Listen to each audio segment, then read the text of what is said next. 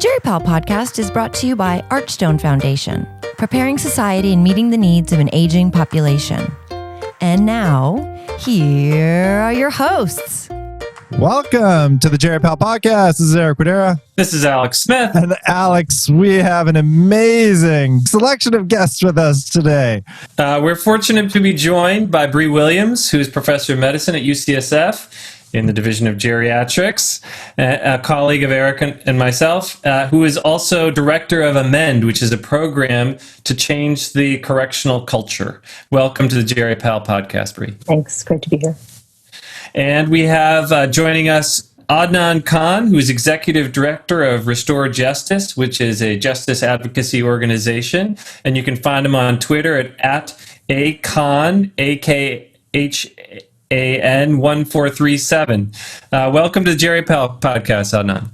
Thank you. Thank you so much for having me. And we also have joining us Eric Maserati E. Abercrombie, who is a singer-songwriter and filmmaker, and will be doing our music today, which is awesome. And he's recently doing some film work through First Watch Media, which is an organization of currently and formerly incarcerated filmmakers.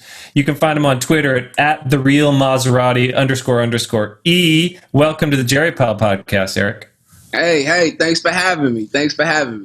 So we're going to be talking about COVID-19 in prisons. I'm really excited to hear about this topic and talk about it. Alex and I were originally going to go into two different prisons a couple of months ago, but then the pandemic hit and kind of took that off. So I'm really excited to talk about this. And I think this is the first podcast where Alex isn't doing the singing. To clarify, Guy Miko sang once. I guess I sang in the background a couple times. That's right, yeah.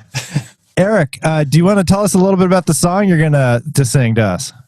Absolutely. So this song is called One Day. I wrote it while I still was incarcerated. And it's really just geared towards hope, resilience, if we will, and illuminating a lot of blind spots in the world when it comes to systemic oppression and various things, if we will, right? But I think the main takeaway from it, again, is just hope of that change, that one day things will definitely be different if we continue to strive and push for that difference. Great. Let's hear a little. Absolutely.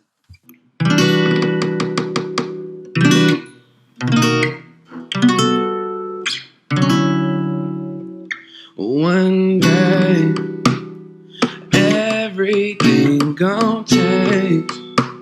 From feeling like a slave, waiting to be saved and set free. Oh, one day, yeah, everything gon' change.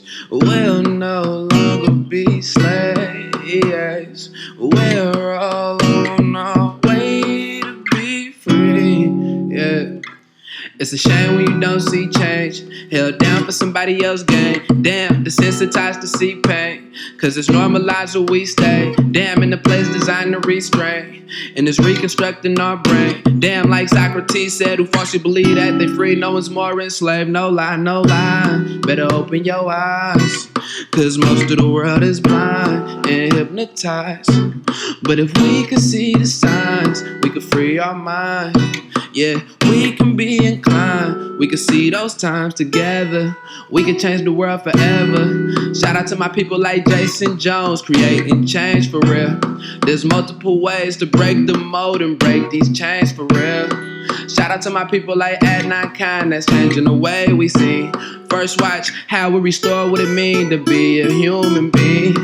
Shout out to my people like Antoine Williams. He told me we gon' change the world by changing the way people think. Bro, brilliant. These are the type of people that fuel my resilience. These are the type of people that will make a difference. I swear the world will be different in a much better ways in the future that's not so distant. So one day, yeah, everything gon' change. No lie, from feeling like a slave, waiting to be saved and set free. Oh, one day, yeah, everything gon' change. We'll no longer be slaves. We're all on our way to be lie. Oh, that was so good. Woo! That was great. Awesome, man. I loved it. You need to be discovered big time. Where Well, You heard it Right. first. Your music. You heard it first on the Jerry Bell podcast. All right. Eric, where can we find your music? As of now, the only place you can find my music is on YouTube. As of right now, I just recently started a YouTube channel. Got a lot of push from that man right there from my boy at 9, man. Again, thank you for that type of motivation. But yeah, just recently started a YouTube channel where you'll be able to find me and my guitar doing all my music acoustically. Do Wonderful. have a project coming out soon. Not a certified date just yet. Waiting on a few more things, but I will be dropping an EP on all major platforms called "Going Through Hell to Get to Heaven." And we'll have a link to your YouTube channel on our show notes at Jerry Powell. And I really want to appreciate it. Alex, I know you were thinking about trying to do one of his songs, but I'm so happy Eric joined us. The original is always better than my cover, but never more so than in this case. That was terrific. So glad you could join us. Thanks for having me, man. Definitely. Thanks for having me. And we'll have more at the end. Absolutely. So let's dive into this topic about COVID-19 and prisons in the United States. This doesn't get a lot of light shined onto it. And I think probably most of us, including myself, I don't hear much about what's going on in prisons. You hear about all these other things. So can you just, one of you, maybe Bree, to start off with, what is going on right now with COVID-19 in prisons? It's deeply, deeply troubling, honestly. Not unexpected, because these are incredibly densely populated places where people eat, sleep, recreate together in often, frequently unsanitary, often overcrowded places. There are a lot of people who are older or who have serious or chronic illnesses who are very prone to getting very sick if they get infected with COVID-19. But right now, 8 of the 10 of the nation's biggest outbreaks are in prisons or jails.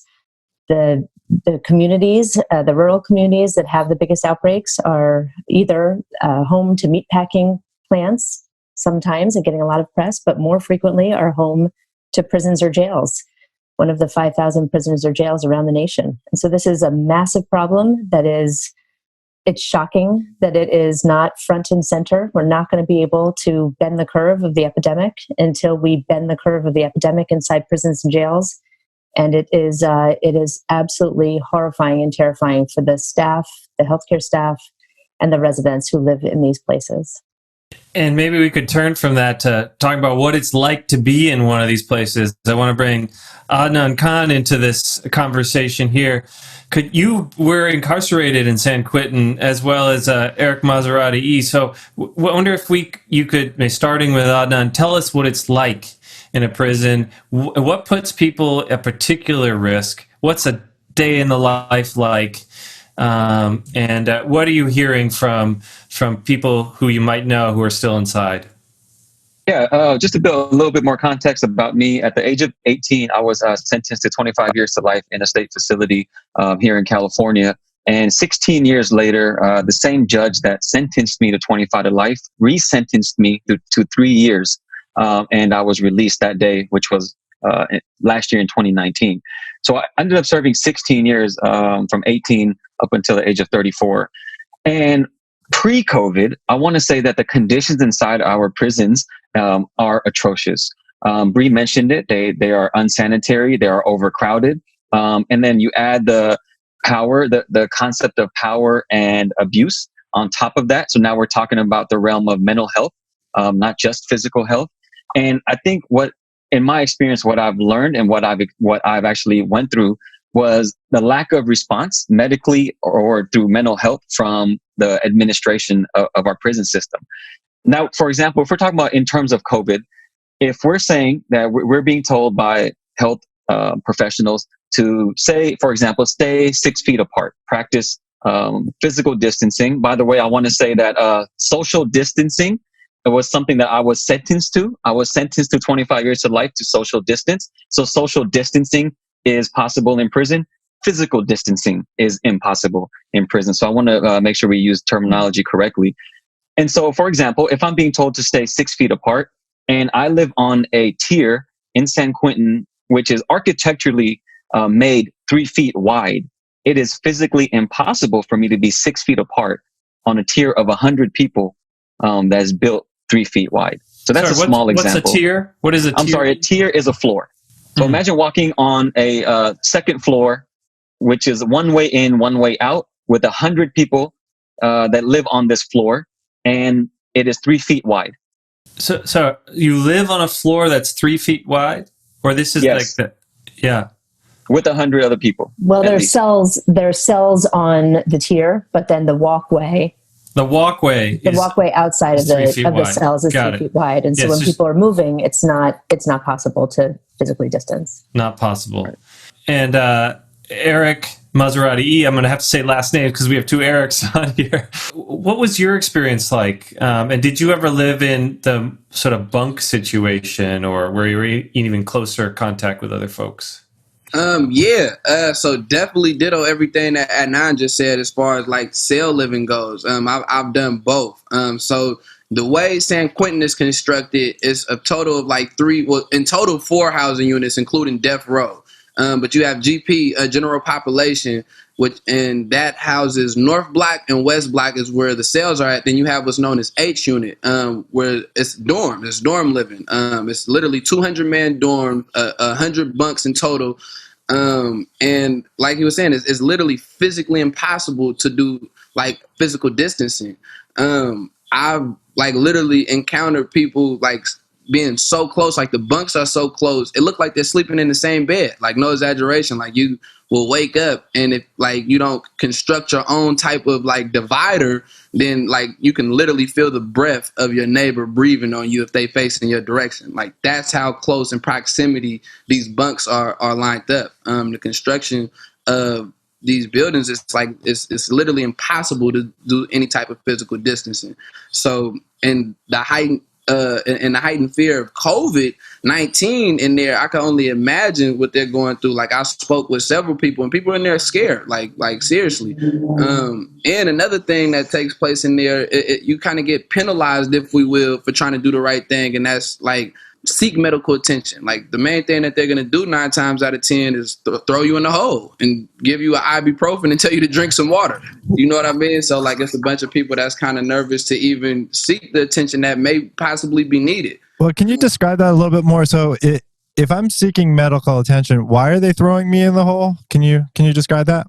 To take you away, to contain you first and foremost, to take you away and prevent the spread of whatever it is that you're seeking medical attention from. So something like this, they're quarantining buildings. I've been in prison during quarantines, of course not for this, and like to prevent a quarantine, which is like the equivalent to a lockdown for a lot of people, because you can't leave, you're stuck in a cell. Whatever privileges that you have, whatever work that you have, whatever like escape that you may have from prison outside of that cell completely gets taken away. So what a lot of people become in the mind frame of to like not jeopardize that is like just handle it on their own with whatever like home remedies they have to try to prevail over any type of sickness or ailments. Well, I just want to add that being sent to solitary confinement is a punishment, and our prison systems are not hospitals. Therefore, they're not hospitable. And so the immediate response to a medical response is punitive. And so when someone that has some type of a virus and goes to medical for some type of medical attention, and mind you, I want to be fair and say this is not for a minor cough or some sniffles. This is like, if you have some type of virus that you feel like can be a little epidemic inside the facility, you will be thrown into solitary confinement. Now, once you're in solitary confinement, the rules of solitary confinement apply equally to you, whether you are there for quarantine purposes or whether you are there for disciplinary purposes. So, which means that you don't have access to your property. And what that means is your letters, envelopes, stamps. You don't have access to a television. You don't have access to the telephone to call your family. And so sickness has been dealt with punitively. And because of that fear of being sent to solitary confinement, I have personally never checked into medical when I was sick. And one of the worst sicknesses that I've had in my entire life not just in my 16 years of incarceration, I'm talking about my entire life, was about 4 or 5 years ago in San Quentin. And I do not know till this day what I had contracted, what type of virus hit me. But all I know is that I could not move without turning. If I turned to my right or left, I was experiencing excruciating pain. I didn't have an appetite. One, because I couldn't swallow or eat anything. But two is because I didn't trust the food that the prison serves anyways. I don't trust its nutritional value, and just that it will nurse me back to health.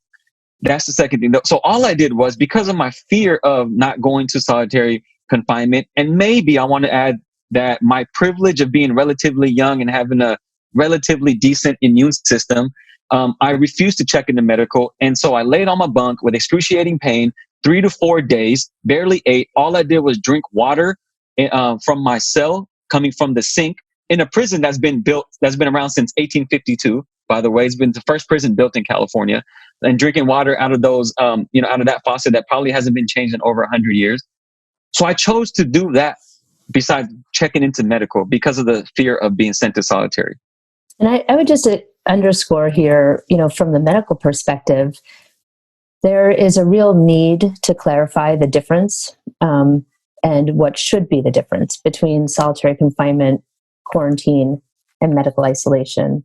And, our team at Amend, we've been hearing this from really around the nation, where people are sick, or they have been exposed. They're being either put into medical isolation wings or quarantine units, where the same situation that would have happened for them if they were put into solitary confinement for punitive reasons is happening because of medical, because they're there for medical reasons. And instead, we should really be thinking about people who say that they have a symptom and report that symptom. I mean, they're doing a huge public service to the entire prison system and to all the staff who are there. And so quarantine is a really important and necessary public health intervention. But what we should be thinking about right now is that these quarantine units should have enhanced opportunities for people to have. I mean, in Ireland, they're giving everybody who says that they, has symptoms and is being quarantined, they're giving them a cell phone so that they can call their family and loved ones outside at any time. You can give people movies, 24/7 access to a movie, Netflix. You can give somebody as many books as they want, extra access to canteen, commissary. So there are ways that we can use quarantine and develop quarantine wings so that they are not experienced as punitive. And that's a real important thing that I think a lot of prisons and jails around the nation are learning right now. It's incredibly important because people will not tell you when they have symptoms if they're going to be treated like that. No, I can. Go ahead, Alex. What to say? I just want to get in. I'm going to hand it over to Eric Wadera. People listening should go listen to Ear Hustle. It's a great podcast. I listened to an episode where one of the incarcerated prisoners at San Quentin talks about how he volunteered to care for other prisoners who were sick, and that there was one person who's older, seriously ill, just absolutely refused to get help because of this concern about the punitive nature of asking for help when you're sick. Terrific podcast produced at San Quentin. I think Maserati E is on that podcast that just dropped today as well. Eric, right? Yeah, I'll be on there today. Absolutely. Some music is getting featured as well as like a brief interview. Terrific. And now I'm going to hand it over to Eric Wadera. Okay, so we're talking about physical distancing. What about the other things that we're recommending people do? Wear face masks, hand sanitizers, wash hands, all of those other things that help control pandemics. Can they be done in prisons? Well, I think they require soap, right? And hand sanitizers. And so hand sanitizers have been considered contraband in prison because of fears of people incarcerated making drinking alcohol. So because of that, hand sanitizers have been banned. And now I'm hearing that some hand sanitizers are coming back and they're on dispensers that are locked away. So that's some type of improvement. But I will say that everything in prison costs. And what I'm afforded, or what I'm actually given by the State Department, is one state made, like meaning the prison, somewhere in the prison factory, incarcerated people are making a very generic bar of soap. And every incarcerated person is given that every week. So I think when I was in San Quentin, every Tuesday, I would get one roll of toilet paper for free by the state, and I would get one small generic bar of soap from the state. That one generic bar of soap, if I do not have any money, whether if I work, and by the way, if I work at a job, I was getting paid 8 cents an hour at this job in the kitchen. So it's very difficult to buy a $1 bar of soap at the end of the month, because I have to choose between eating a soup or buying a soap. And so that's very difficult. And that one bar of soap that's issued to me is for showers, to wash my face, to wash my body, to wash my hands. That's the problem in our facilities, that we don't even have enough to do that, enough soap to keep ourselves clean. As far as face masks, people are putting t-shirts around their faces. Some face masks are being made in the prison industry area. I don't know how effective they are. I'm hearing stories of one of my friends called me, and he says that there was a gentleman who wore glasses who did not want to wear a face mask because it would fog up his glasses. Now, I know, spending 16 years in prison, that hypervigilance is an extreme form of survival. I have to be constantly vigilant, keep my eyes open, look at people's hands, look around, because it's a punitive and a violent environment, or can be. And because his glasses were fogging up, he did not want to wear a mask because he felt like he had to make a decision between COVID-19 or his physical threat from whoever else. 6 officers approached him, this is what I'm being told, without masks, and handcuffed him and took him to the ground to force him to wear a mask. And these are officers who weren't wearing masks. Now, this is one anecdote of someone that called me and told me they saw this happen in the building today. So when you look at like solutions, hey, wear a mask. Can't you just wash your hands? Why not use hand sanitizer? Those solutions aren't actually readily available for people without more problems that come out of it.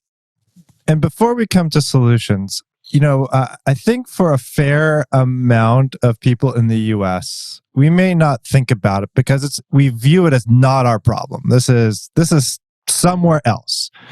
And it's interesting because you have this population of people that come from all over the place, go into this facility, mix around, be in a place where physical distancing and all these other good quarantine habits are not possible. But we forget then they leave also during this time. And then I also have all these staff at these facilities that also go out, not just correctional officers, but others.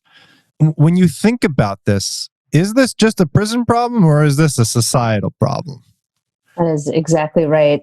I know that Eric and Adnan have a lot to say about this. I just add from the medical perspective, I think that there is a tendency to think about prisons and jails kind of like we were thinking about the cruise ship outbreaks, that these are places that are completely somehow separated from society, surrounded by the ocean.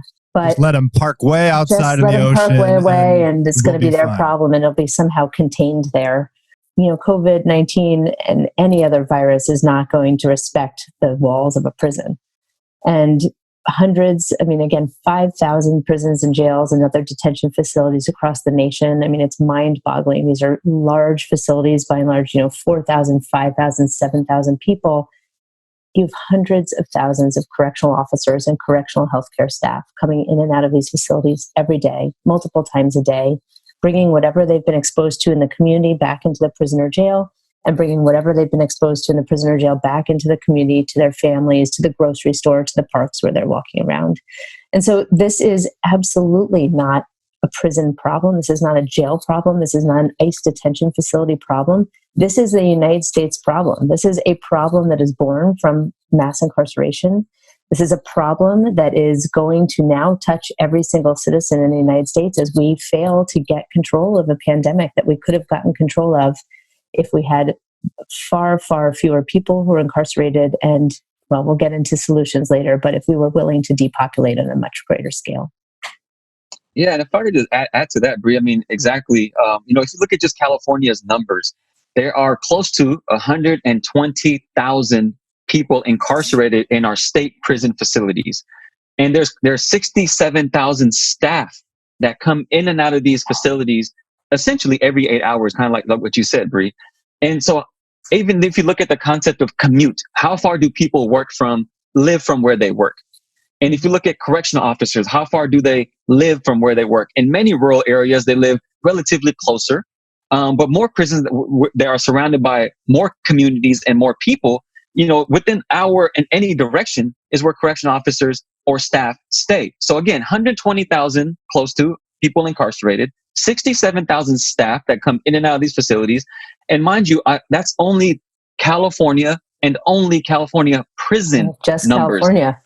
And that's not even the federal system or the jails. And that's not even the jail. Facilities. Add just in California, add to that number 110 more jail facilities, right? Which is almost close to 70,000 more people incarcerated in the jail. Because I want people to know there's a huge difference between state prison and county jail.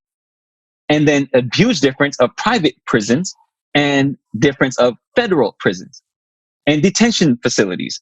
I'm talking about, they're all over the United States, and those are just California numbers that I mentioned. So there's no way that we are going to flatten any curve if we do not pay attention to our prison and jail population. And we're not even talking about just flattening the curve of infection, although obviously extraordinarily important. But now there's enormous concern, as there should be, about restarting the economy. Well, if you look at Santa Barbara, that would have been ready to restart their economy in terms of looking at the requirements put forth by the Department of Public Health and Governor Newsom around number of new outbreaks or number of new cases per day or per week.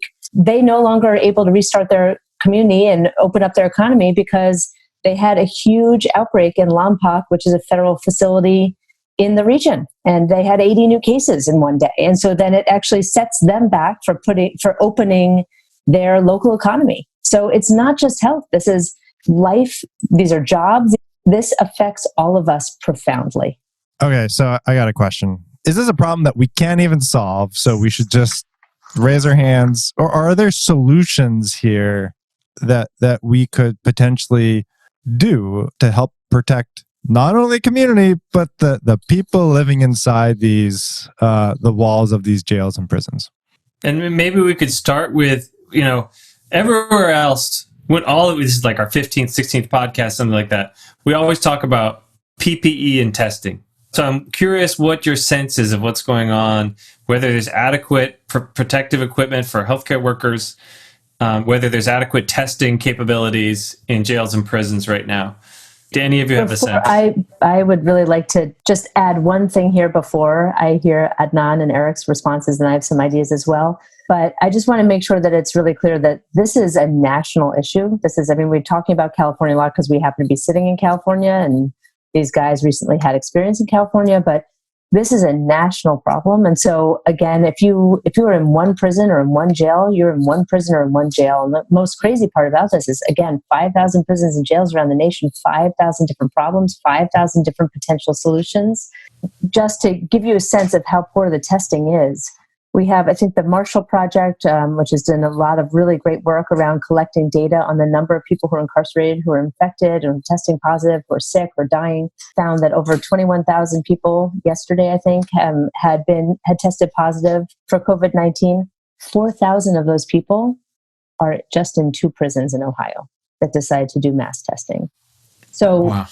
We do not have testing happening. So we don't even know the scale of this problem. All we know is that when we see it somewhere, especially in one of the dorm settings that Eric described earlier, it's everywhere.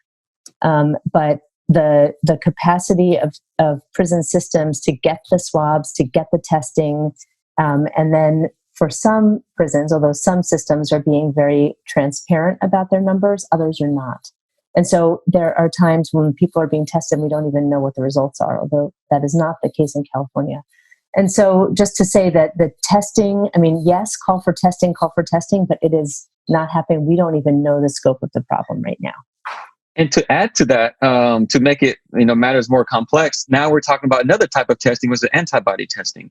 And today an article came out in New York. They did some antibody testing in some of the state facilities, and they were shocked, and it shouldn't be a shocking reveal, that there are correctional officers who tested for antibodies, and it's still inconclusive, that we don't know that people who have tested for antibodies can get it again. We don't know that. Yes, and that's not I'm not in the medical field, but from little that I know is there hasn't been enough information or enough tests being done saying that people who have tested for antibodies cannot get it again.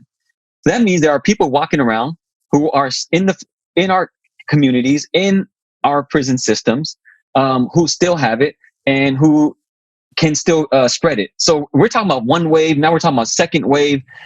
This is a big problem that's waiting to happen. So when you talk about a big problem that's not waiting to happen, a big problem that's going to continue to plague us in society. So when we talk about solutions, I think the best solution has to be to decarcerate.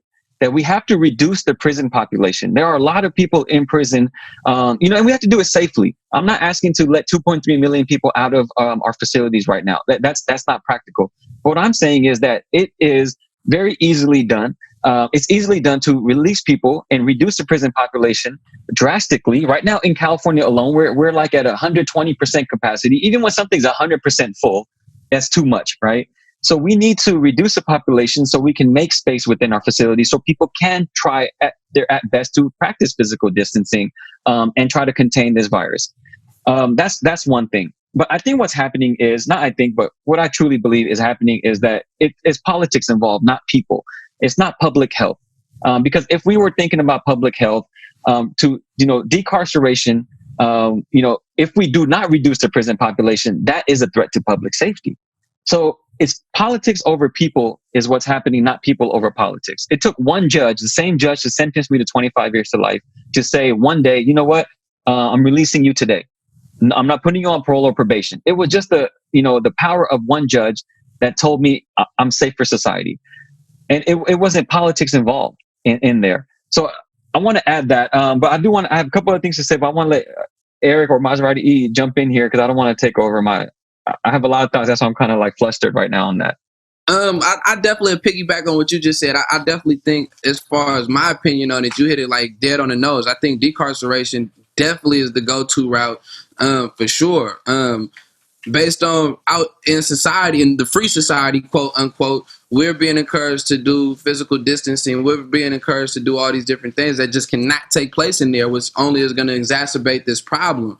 I think on a more, I guess you could say, tangible level, for starters, let's get proper PPE in there. Like, again, like Adnan said earlier, you got people making their own masks and doing all these things, and that's because proper PPE isn't being provided at a high enough rate for everyone to obtain these type of things. So I think for starters, like, definitely make that more priority. You know what I mean? Make sure they're getting proper care. Make sure we're getting the proper tests. Make sure we're getting proper treatment at the end of the day. And that's something that I feel the medical field in prisons, at least in my experience in the prisons I've been to, like, continuously neglect the incarcerated population on.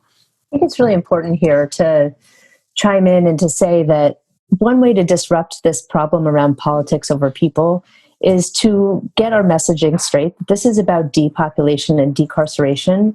And as ridiculous as it may seem, it's not necessarily around release. For example, if public health is first, and if public health is the goal, and we really want to keep our communities, our staff, and the people who are incarcerated and everybody who interacts with them safe, then we would have fewer people inside. But there are a lot of different ways to achieve that. And depending on the state and depending on the county and depending on the jurisdiction, there are different things that you can pull on. And so, for example, many people can be released. Many people can be released early. Many people are going to be released in 2 months. So today would be a better day than in 2 months. Some people are going to be released in a year. So today would be a better time than in a year. Some people can go home or go to their mother's house or their brother or sister's house with an ankle bracelet and finish up their sentence there. They don't have to have, their sentence changed. They can finish their sentence just in an alternate way, a way that is more in line with public health. Some people are waiting for compassionate release who are seriously ill or dying. There's 177,000 Americans who are over the age of 55 who are incarcerated in U.S. prisons and jails. So those people who are waiting for a judge to decide on compassionate release because they have serious illness, they've been found to have a terminal illness anyway, aside from COVID, and now they're just waiting for the administrative kind of program to wind its way through the courts. Those are people who are kind of already determined by a physician to be in very, very poor shape. If they get COVID, that's kind of it. But there are also furlough programs that we don't use in the United States anymore that were one time made for, like, if your daughter is getting married or if your mother dies, to go to the funeral or to see somebody on their deathbed outside for an hour or 2 hours. We could be using furloughs and have people go out, and people who are there for who have been determined not to be an immediate threat to society, they could go out and they can come back and serve their time in 3 years when we have a vaccine. We can fight later about whether or not they should come back. We can fight later about mass incarceration and what we're doing in terms of having so many people incarcerated. But right now, I think it's very important to get the language straight, that what we're talking about is public health focused decarceration and depopulation.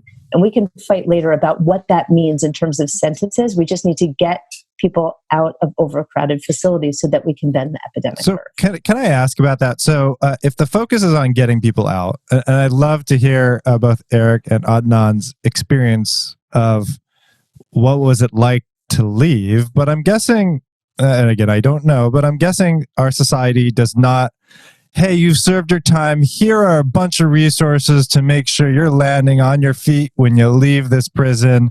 Here's a place you can go to if you were formerly homeless or now homeless because you don't have a place to go to. What does getting out look like for these people if they get an early release? Well, I've been saying for a while now that, as we think about reducing the prison population, we should equally be thinking about safe housing and proper financial aid. Because not only are we asking for the reduction of the prison population and having people come back into our communities in the middle of a pandemic, but they're also coming back in the midst of an economic crisis. And so I think that is very, very important as we talk about reducing the population to think about safe places where people can be housed, if it is their own homes, if it is other shelters, and be a little more creative. Our organization is reaching out to unused churches, mosques, synagogues to convert some of those locations for some beds and some housing, and just be creative in that type of space. And the other thing is proper financial aid. People are not going to come out and immediately get a job. But there is government assistance. There are ways where people can, whether it's coming from private donors or whether it's coming from the government themselves to give people some type of financial aid, is very, very possible. And I also want to think about us as we talk about reducing the population. We constantly look at the front door of prisons, but not the back door of prisons. And so when we talk about this idea of safety, actually, factually, the safest population to release, the safest population are the people who have spent lengthy time or been sentenced to life in prison, who have spent over decades or so in prison. They have the less than 1% recidivism rate, and that 1% isn't for new crimes. It's something like not going to your transitional home at 10 o'clock instead of coming to your transitional home at 10:30 and you violated parole. So those are the type of things that the less than 1% have been violated for. I want to share about, introduce my a mentor.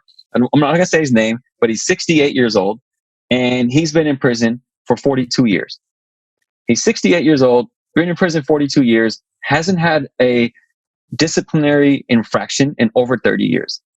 And so there's no way people can say that he is not safe for society. And so again, it goes to politics over people. And we focus on people's crimes and not who people are today. I mean, Alex and Eric, ask yourselves, are you the same person you were 15 years ago, 20 years ago? Are you the same person you were, 5 years ago? That's right. And people change. People factually age out of crime. We know that crime, or acts of violence or criminal acts is very impulsive. And so it has to do with a lot of emotional trauma, lack of emotional responses from community, from society. With healthcare, education, all those things are actually drivers of incarceration. So when you look at incarceration, it's actually a symptom of a failed government. And we constantly blame people that you're dangerous. We're not letting you out because you're dangerous and you're going to come out and harm us. And that's actually not true. So if you just look at numbers and you follow the data, that's actually not true. So I want us to think about, as we do reduce the prison population, who are we talking about, right? Are we just talking about people who from the front door? Or are we talking about people who are a certain age group? And how are we defining safety? And how are we defining what's considered violent people? Because I was considered a violent person until literally the moment the judge says you're walking out the door. That's terrific. It's a terrific testament. I want to open the door here to Eric Maserati E and Bree. See if there are other ideas that you have. We've talked about a number of issues, including testing, PPE. We've talked about decarceration. What else can we do? And what could our listeners do who are, primarily clinicians, primarily caring for older adults or people with serious illness? Is there like one or two things you would ask of them to do at this time?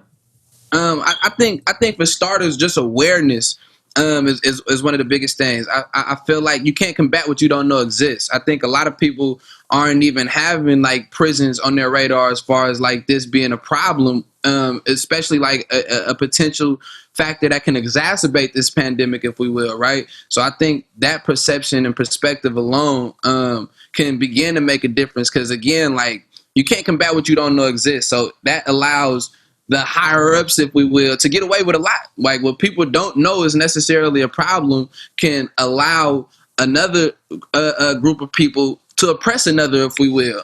So I think like we've seen it plenty of times, like within the civil rights movement, what that awareness alone can do and the type of change that can bring and what that can spark. So that's one thing I would encourage the people to do, is definitely spread the word on that and look into these type of things and understand them and how it can affect them.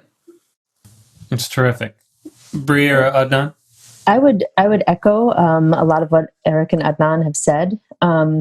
I think that for your listeners, there's two questions: what can I do as a citizen, and what can I do potentially as a healthcare professional, if that's what your listeners are mostly. I'd say another thing that kind of as a citizen we can do is give political cover to our politicians. That decarceration is acceptable right now. That we understand that that controlling this pandemic is going to require that we empty people from prisons and jails, that we understand that important financial resources are going to have to go into resettling them into our communities in a safe way, and that we are going to give politicians the political cover to make those hard decisions, and that it is not business as usual right now. I think that is incredibly important for our entire society to really say en masse. In terms of what can healthcare professionals do, I do want to bring up one thing that has been extraordinarily concerning for our team, and really just deeply troubling on a personal level as a palliative care doctor and geriatrician, which is that we're now starting to get phone calls from community physicians and community ethics boards from community hospitals that are, for the first time ever, taking care of not one person who's been incarcerated and sent to their hospital facility, but 6 or 10 or 20, or in one case 40. These are often very small community hospitals. They have just a few ICU beds, and suddenly those ICU beds are filled with patients who have come from a prison, and the doctors and other healthcare professionals have not necessarily taken care of a patient who's incarcerated. And there's a lot of confusion about dying patients' rights. And I just want to remind your listeners, because I think that this is going to become more and more common if we don't get a handle on this in prisons and jails. I just don't see how there's any escaping this situation. That there are 3 things I want to remind people are really critical for everybody at the end of life, including people who are incarcerated. And that's number 1, people who are incarcerated can make an advanced care plan, and they can change their advanced care plan. And one of the big problems that we've been hearing recently is perhaps there's miscommunication between the prison and the hospital. Sometimes it's one problem, sometimes it's a different problem, but what ends up happening is there's miscommunication, misunderstanding, that it's not just that a person who's incarcerated can make a choice about do not resuscitate and CPR and things like that, but they can make decisions about dialysis and aggressive, life-sustaining care versus a focus on palliative care and intensive palliative care interventions. They can elect somebody to be their durable power of healthcare attorney or surrogate decision maker in the event that they cannot make a decision for themselves. And that doesn't mean just that the warden calls up the family member, which is a case that we heard recently. A warden calls up a family member and says, make them DNR, you're the surrogate decision maker, and the family didn't even know they were hospitalized, let alone seriously ill and ventilated. But that actually they have a right to talk to the treating physician or other healthcare professional, that they have a right to learn what the status is and to make an informed decision that they would make for a patient who is not incarcerated, that those are incredibly important rights and an ethical approach to taking care of patients at the end of life, whether or not they're incarcerated, that remains a right when people are incarcerated. And third, this is a right for federal prisoners under the First Step Act, but is not necessarily a right in all states. But it is part of our, I believe, medical code of ethics, which is that everybody has the right to say goodbye. And we are hearing nurses who are being physically restrained from going into community hospital rooms with a Padlet for a family member to say goodbye to their loved one who's being compassionately extubated. I mean, there are horror stories from a palliative care perspective, and I encourage all of our colleagues around the nation to understand what a serious problem this is, and I encourage you that when you see care that does not feel right to you, that does not seem like it upholds the ethical standards that we believe that every person has a right to have at the end of life in serious illness, that you say something and that you find out the facts. Because very often the facts that are being presented to you may not be the actual rights of the person who you're taking care of. I want to thank you, Bree. And I also want to be mindful of all of your time. I'm going to turn to both Adnan and Maserati if you have any other kind of final thoughts for our listeners. Adnan, I'll start with you. I think I just want to leave people by saying that, yes, when I was 18 years old, I committed a crime that I took full responsibility and still take full responsibility and accountability for. What that means for me and what remorse and what harming the community means for me is something that I can never articulate to people. It's something I live with every day. Because I'm free doesn't mean that I'm free of guilt. So I want to tell society that what I did at 18 years old is a struggle that I've been living with and I'm going to live with my entire life. And having said that, I also want to say that I'm still a human being. I was incarcerated as a brother, as a son, as a nephew, as a cousin. And when I came out, I was still all of those things. So I want to say that I matter too. I matter to someone. And now we're understanding that the interconnectedness that we all need to defeat COVID-19 is like, now I want everyone to know that you matter to me and I hope that I matter to you.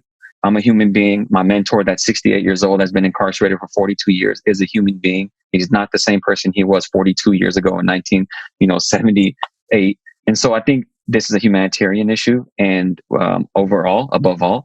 And what it's going to require is the characteristics and qualities of human beings, such as empathy, forgiveness, care, comfort, love. That's what's going to defeat COVID-19. So I want to call that out in every individual, myself included, incarcerated people included, and all the listeners here on this podcast as well. Thank you. How about you, Eric? Definitely. Thank you for that. I definitely agree with that 100%. That's definitely the route I was going to go with it as well. It's a saying that I say all the time. People treat you how they see you, and that's lethal when you're not seen as an equal. I completely agree. I definitely think it's a humanitarian matter, if we will, right? I think one of the biggest things that people operate on when it comes to anything that has to deal with people that are currently incarcerated, they operate out of fear. And that's due to various things, right? Media, in my opinion, being one of the main ones that control the narrative when it comes to incarcerated people. And that's why First Watch was so big in my eyes and so powerful, because that was able to give the currently incarcerated individuals an opportunity to tell their own truth straight from the horse's mouth. And show that visually. And again, I think the power of perception goes so far. Again, people treat you how they see you, and that's lethal when you're not seen as an equal. So once we begin to be seen as equals, once we begin to be seen as that brother, father, son, and things like that, I think the effort to make sure that we receive proper care in various ways will be far greater. I think we'll see a lot more effort, and I think we'll begin to see the conditions change, because ultimately the design will change. I think that's what it's really going to take, for sure. I want to thank all of you for joining us today. Thank you so much. Yeah, especially for shining a light on this huge issue. Thank you before so we much leave, for being brave enough to bring this question onto your podcast. We really appreciate it as well. And I also just want to say that now Adnan is also known as a father. So congratulations to you. That's right. Thank you for doing this. 2 weeks in? Yeah, my son is 15 days old. Yeah, still counting in days. That's awesome. Well, before we leave, I want to hear more of Eric's songs. Eric, do you have another song that you can show us, sing to us? Yes, I do.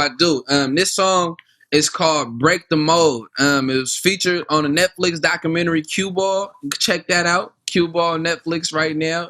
We just recently got nominated for 2 Emmys too, so that's huge right there. Technically an Emmy-nominated artist, which is nuts. That's great. Yeah, this song "Break the Mold" is just really geared towards, like, in a nutshell, what I feel would be the power of unity, if we will. Like, it's a bar in there. If we come together, we could change the world forever. And I truly, truly believe that. And I think that is in perfect correlation of exactly what we're just speaking upon right now. How if we were all to come together, we'll see a huge difference for sure. Awesome. Look forward to let's hear it. And again, we're going to put a link to Eric Maserati's YouTube channel, and I believe there's a video of you playing "Break the Mold." Was that at the one in the church? Yes, that actually was during a performance for Shakespeare. I also was involved in Shakespeare in there. So during the Shakespeare play, we are afforded the opportunity to do parallel plays where, like, we do an actual Shakespeare play, and then whatever was the main theme of that play, we create our own plays utilizing the same themes. And I was requested to do that for one of my friends' parallel plays. Let's hear it. All right, let's get it. Yeah. So far from perfect, yeah. No lie. I know I am so far from perfect, but I know I can speak for more than one person when I say I am so tired of hurting. We could change the world forever if we come together. We can break the mold. Yeah, we can break the mold. No lie. Yeah, we can break the mold. We can break the mold.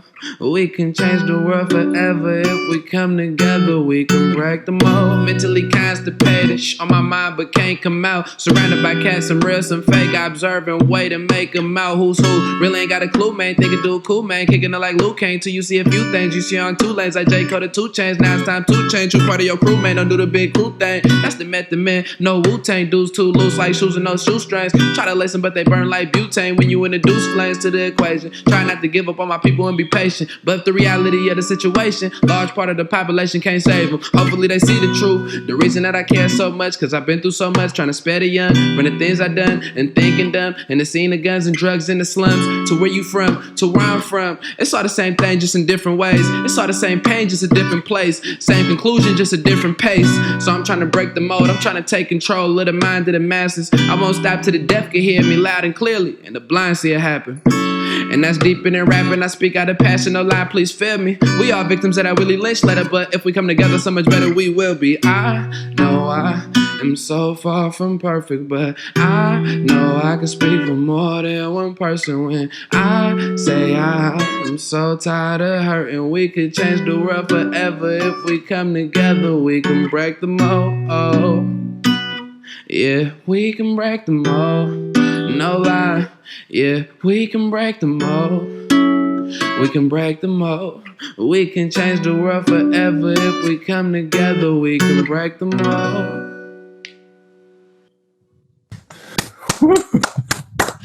That's so good. You are such a good performer. and you wrote those lyrics too? Absolutely. I saw you have like a book of like hundreds of songs. Yes, I got accumulated about 13 composition books. And I have literally over 500 songs. No exaggeration. The last time that I counted, I was a little bit over 500 at like 512, and I was like literally that you wrote in prison. That I wrote in prison. Yes. And that guitar is from prison. You had that guitar since your incarceration. Absolutely. This restored justice pit. This is from prison. That right there. All Nice. Prisons, except for this one and the Last Mile one, are all from prison. No exaggeration. You got to have an online concert. Oh, definitely. That's definitely coming sooner. Let us know. Put us on the list. Absolutely. Thanks, Eric. So again, we'll have links to Eric's YouTube page. We'll have links to Restore Justice on our Jerry Powell website. Really encourage all of our listeners to check those out. A very big thank you to all three of you for joining us today. Really, truly honored for having you here. And a thank you to Archstone Foundation for your support for putting this together, and all of our listeners for their continued support. Thanks, folks.